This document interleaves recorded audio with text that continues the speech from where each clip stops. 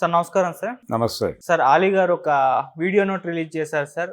తాను కంప్లీట్‌గా రాజకీయాల నుంచి తప్పుకుంటున్నానని చెప్పేసి వైసీపీకి రాజీనామా చేసేశారు. సో ఎందుకు మరి ఇటువంటి నిర్ణయం తీసుకున్నారు? కంప్లీట్ సినిమాలుగా తీస్తారా? లేకుంటే మళ్ళీ పొలిటికల్ ఎంట్రీ వేరే పార్టీలో ఏమన్నా చేరే అవకాశం ఉందా? అసలు ఆలీ గారి నిర్ణయం పైన మీ ఒపీనియన్ ఏంటి సార్? అంటే ఒకటి తనే చెప్పుకున్నట్టు ఆ వీడియోలో తెలుగుదేశం పార్టీలో సుదీర్ఘకాలం కొనసాగాను అన్నాడు. దాదాపు 20 సంవత్సరాల అనుబంధం ఉంది నాకు ఆ పార్టీతో అన్నాడు ఆయన. ఆ తర్వాత అందులో నుంచి ఆయన జనసేనలో చేరతాడు అని ఒక ప్రచారం జరిగింది ఒక టైంలో. ఆ తర్వాత జనసేనతో ఏదో చిన్న భేదాభిప్రాయాలు వచ్చి ఆయన ఫైనల్గా వైఎస్ఆర్సీపీలో చేరాడు. ఆయన చేరినప్పుడు జరిగిన ఎన్నికల్లో జనసేన గెలవలేదు, వైఎస్ఆర్సీపీ కూడా గెలవలేదు. కానీ పవన్ కళ్యాణ్కి ఆయనకి ఒక వివాదం మాత్రం అలా ఉండిపోయింది. వాళ్ళిద్దరూ మంచి స్నేహితులు. అంటే పవన్ కళ్యాణ్ సినిమాల్లో ఆలీ డెఫినెట్గా ఉంటాడు. ఇది వాళ్ళిద్దరి మధ్య ఉన్న స్నేహానికి ఏదో విఘాతం జరిగింది అని అనుకున్నారు. తర్వాత వీళ్ళిద్దరి మధ్య ఒక వీడియో వార్ కూడా జరిగింది. అంటే ఆలీ వైఎస్ఆర్సీపీలోకి వెళ్ళటం మీద ఆయన ఒక వ్యాఖ్యానం చేశారు. దానికి ఈయన కౌంటర్గా ఇంకొక వీడియో చేశాడు. బాబు పవన్ కళ్యాణ్, నువ్వు రావడానికంటే ముందే నేను ఎస్టాబ్లిష్డ్ ఆర్టిస్ట్ని ఇండస్ట్రీలో. నాకేమీ మీరేమీ నాకు వేషాలు ఇప్పించలేదు, మీ ద్వారా నేనేమీ రైజ్ అవ్వలేదు. నా కెరియర్కి బూస్టప్ ఇవ్వటం వెనకాల మీరు ఉన్నారని మీరు అనుకుంటే అది పొరపాటే అని చాలా స్పష్టంగా సీరియస్గానే చెప్పాడు. అంటే మీరు పెద్ద హీరోలు అయితే కావచ్చు, కానీ మీ కుటుంబంలో ఓ 10 మంది హీరోలు ఉండొచ్చు, మీ అన్నగారు అగ్ర కథానాయకుడు అయి ఉండొచ్చు. అంత మాత్రం చేత ఇండస్ట్రీలో ప్రతి ఒక్కళ్ళకి మీరే జీవితాన్ని ప్రసాదించినట్టు మాట్లాడితే ఇబ్బందికరమైన పరిస్థితులు ఎదుర్కోవాల్సి వస్తుంది అన్న టోన్లో చెప్పాడు ఆయన. ఇదేం మాటల్లో కాదు కానీ ఈ టోన్లో చెప్పాడు. సరే, ఫైనల్గా అది కొంచెం కాంట్రవర్సీ అయింది. ఆ తర్వాత ఆయన సైలెంట్గా ఆయన పని ఏదో చేసుకున్నాడు. తన ఇంట్లో జరిగినటువంటి ఒక వివాహ క్రతువుకి అందరినీ ఆహ్వానించాడు. ఆయన పర్సనల్గా వెళ్ళి ఇన్విటేషన్లు ఇచ్చి పిలిచాడు. ఈయన వైఎస్ఆర్సీపీలో చేరినప్పుడు గుర్తుంచుకోవాల్సిన విషయం ఏంటంటే అప్పుడు పార్టీ ప్రతిపక్షంలో ఉంది. పార్టీ అధికారంలోకి వచ్చిన తర్వాత కూడా ఈయనేమీ పెద్ద పెద్ద పదవులేమీ తీసుకోలేదు. ఈయనకి టికెట్ ఇస్తారు అనే ప్రచారం జరిగింది కానీ ఇవ్వలేదు. ఫైనల్గా ఆయనకు దక్కింది అన్నాడు, డిజిటల్ మీడియా సలహాదారుగా ఒక పదవి ఇచ్చారు అంతే. అంతకుమించి ఆయన ఏమీ పెద్ద హడావిడి చేసింది లేదు. ఆ పార్టీ తరఫున మైక్ భుజాన వేసుకుని ప్రచారం చేసింది లేదు. కొన్ని సభల్లో మాట్లాడాడు. అంటే 2019లో కొంత ఎక్కువ ప్రచారం చేశాడు కంపారిటివ్గా 2024.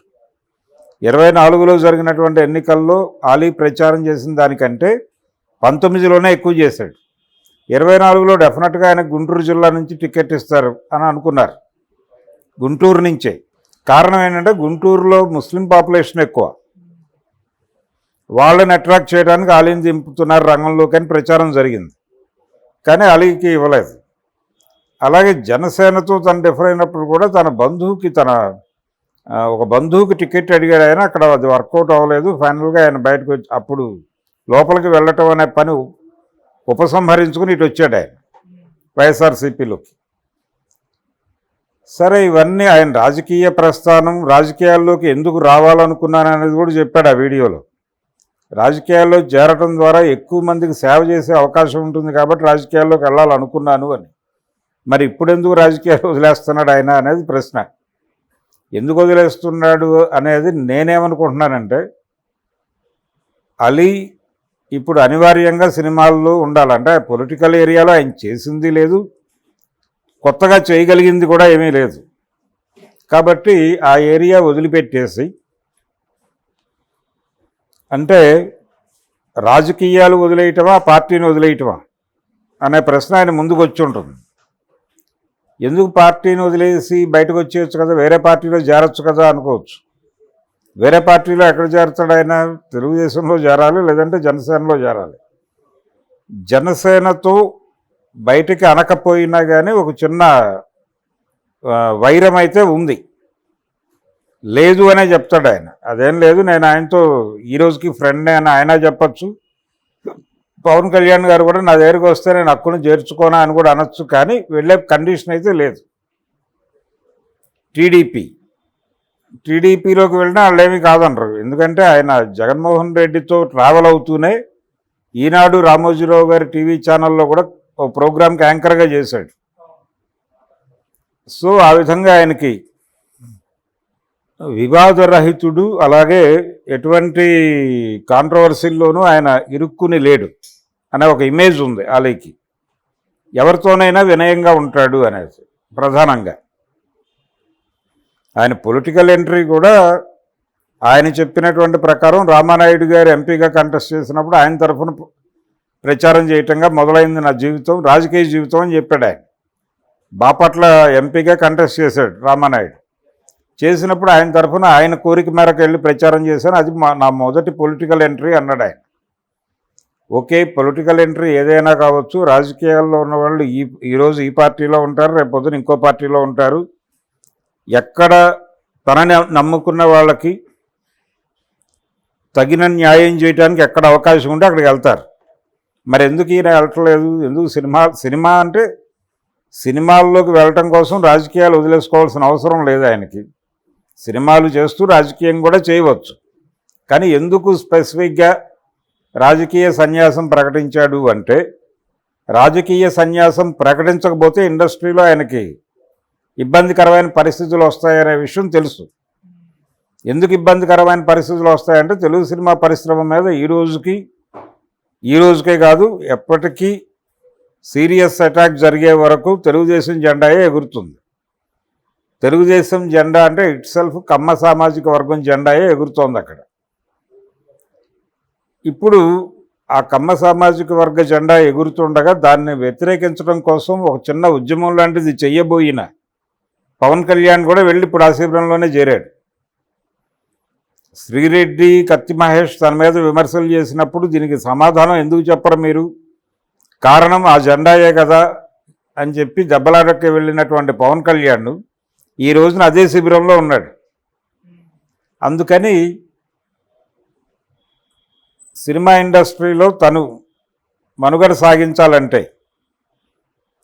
ఒకటి కూటమిలో అయినా చేరాలి, కూటమి పార్టీల్లో అయినా చేరాలి, లేదు రాజకీయాలు వదిలేస్తున్నట్టుగా అయినా ప్రకటించాలి. అలా చేయకుండా రాజకీయాల్లో కొనసాగుతూ, అది కూడా ఇప్పుడు తను కొనసాగుతూ ఇప్పటివరకు ఉన్నటువంటి పార్టీలో ఉంటూ సినిమా జీవితాన్ని కొనసాగించడం కుదరదు. కాబట్టి ఒక క్రాస్ రోడ్డుకు వచ్చాడు ఆయన. సినిమాలా రాజకీయాలా అనేటువంటి ఒక క్రాస్ రోడ్డుకు వచ్చాడు. రాజకీయాలలో కొనసాగుతూ సినిమాల్లో కొనసాగే ఆప్షన్ ఆ గేటు మూసేశారు అతను. ఆ గేటు మూసేయటం వలన అనివార్యంగా రెండు చేతులు జోడించి నాకు ఇంక రాజకీయాలతో సంబంధం లేదు, నేను ఏ పార్టీ కాదు, నేను భవిష్యత్తులో కూడా ఏ పార్టీలోనూ చేరను, 5 ఏళ్ల తర్వాత మీ అందరిలాగే ఓటేస్తాను తప్ప, ఓటు వేస్తాను వేయమంటే అన్నట్టుగా మాట్లాడాడు. అంతకుమించి నేను వేరే ఏ రకమైనటువంటి పొలిటికల్ ఏరియాలోనూ కనిపించను, ఇది నా శపథం అని చెప్పాడు ఆయన. ఎవరికి అప్పీల్ చేశాడు ఇదంతా? ఎవరికి ఆ వీడియో టార్గెట్ చేసింది? ఒకటి వైఎస్ జగన్మోహన్ రెడ్డికి పంపించాడు, నేను వెళ్ళిపోతున్నాను బై అని. రెండోది ఆయన సోషల్ మీడియాలో పెట్టాడు, తర్వాత మీడియాకి రిలీజ్ చేశాడు. ఎవరికి అప్పీల్ అది అంటే తెలుగుదేశం పార్టీకి, జనసేనకి. అయ్యా నేను సరెండర్ అయ్యాను, నా జోలికి రామాకండి, నేను లొంగుబాటు ప్రకటిస్తున్నా, ఈ రోజు నుంచి వంగి నడుస్తా, మీకు అనుకూలంగా నడుస్తా, మీకు అనువుగా నడుస్తా, మిమ్మల్ని ఇబ్బంది పెట్టను, కాబట్టి నన్ను కూడా ఇబ్బంది పెట్టమాకండి, నా జీవితం ఏదో అక్కడ చూసుకుంటా అని చెప్పడమే. కాబట్టి ఈ వీడియో చేయటం వెనకాల పనిచేసిన సైకలాజికల్ ఫ్యాక్టర్ ఏంటి? భయపడ్డాడు ఆయన. ఆ భయం కలిగించగలిగారు వీళ్ళు. పవన్ కళ్యాణ్ కావచ్చు, చంద్రబాబు కావచ్చు, ఆ భయం కలిగించగలిగారు. కలిగించడం వల్ల ఆయన పార్టీ నుంచి బయటకు వచ్చేసి అస్త్ర సన్యాసం చేసి రాజకీయ సన్యాసం తీసుకుని ఇంట్లో కూర్చుంటాను, లేదంటే ఎవరైనా వస్తే వేషాలు వేస్తాను అన్నాడు. ఆ వేషాలు ఎవరివ్వాలి? ఇండస్ట్రీలో ఉన్నటువంటి ప్రొడ్యూసర్లు, హీరోలు, వీళ్ళు ఓకే చెప్తే తప్ప తనకు వేషాలు రావు. ఆ పరిస్థితి ఉన్నప్పుడు తను తలుపేసుకునే పరిస్థితి లేదు. అందుకని బహిరంగంగా నమస్కారం పెట్టాడు. అయ్యా నేను రాజకీయాల్లో లేను, నన్ను కొంచెం సినిమాల్లో నటించుకోనివ్వండి అయ్యా, ఏదో 4 సినిమాలు చేసుకుంటాను అని చెప్పి చాలా వినమ్రంగా వేడుకున్నట్టే. అంటే ఈ మొత్తం సీన్లో అలీ రాజీనామా అనేటువంటి సీన్లో తెలుగుదేశం పార్టీ ఇతర పార్టీల వాళ్ళని ఏ లెవెల్లో భయపెడుతోంది, పర్టికులర్గా వైఎస్ఆర్సీపీలో ఉన్న వాళ్ళని టెర్రరైజ్ చేయటం అనే ప్రోగ్రాం ఒకటి తీసుకుంది. అది ఆ ప్రోగ్రాంలో భాగంగానే ఆ ప్రెజర్ తట్టుకోలేక, ఆ ప్రెజర్ ఇంకా తన మీద పడలేదు కానీ పడుతుందనే స్పృహ ఉంది ఆయనకి. దాని నుంచి బయటపడటం కోసం నిన్న ఆ మాట చెప్పాడు తప్ప ఆయన ఏదో జగన్మోహన్ రెడ్డికి వ్యతిరేకమనో, జగన్మోహన్ రెడ్డి చేసిన తప్పుల గురించి ఆయన ఏదో బయట మాట్లాడతాడనో అనుకోని అక్కర్లేదు. ఆ ధైర్యం కూడా చేయదలుచుకోవట్లేదు ఆయన. క్రిటికల్గా కూడా ఉండదలుచుకోవట్లేదు. క్రిటికల్గా ఉంటే ఏమిటి కండిషన్ అనే భయం కూడా ఉంది ఆయనకి. ప్రధానంగా ఆయన భయము, ఆయన రాజకీయ సన్యాసం ఇదంతా చూస్తే ఈ దేశంలో మైనారిటీల కండిషన్ ఏంటనేది అనుమానం వస్తుంది. మైనారిటీల పరిస్థితి అలా ఉంది కాబట్టే ఆయన అలా మాట్లాడాడు.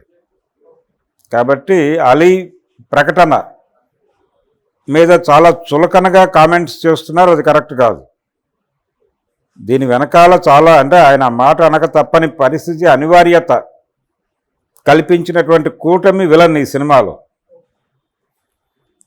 అలాగే ఇది తనకి అనుభవపూర్వక అంటే మన బతుకులన్నీ ఇంతే అనేటువంటి ఒక నైరాస్యం కూడా ఉంది అతనిలో, కనిపించింది నైరాస్యం. మనం ఇంతే, మనం ఎంత ఇరగదీసినా మనకి మన మతం రీత్యా లేకపోతే మరొక రీత్యా మనకు ఉండేటువంటి స్పేస్ ఇదే.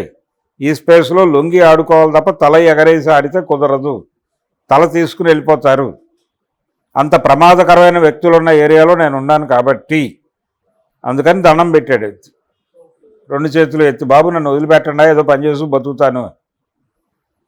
అలాగే చూడాలి ఆ స్టేట్మెంట్. ఇది అలీ కేవలం అలీ